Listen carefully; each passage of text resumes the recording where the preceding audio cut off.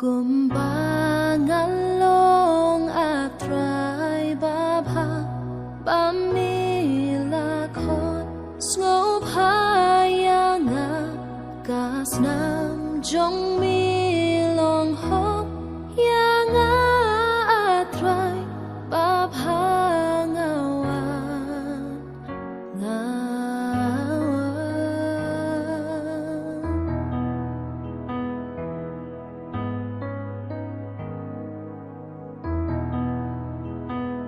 Kumbangalong ampen slem shu kabor kasnam kanang pendu kabor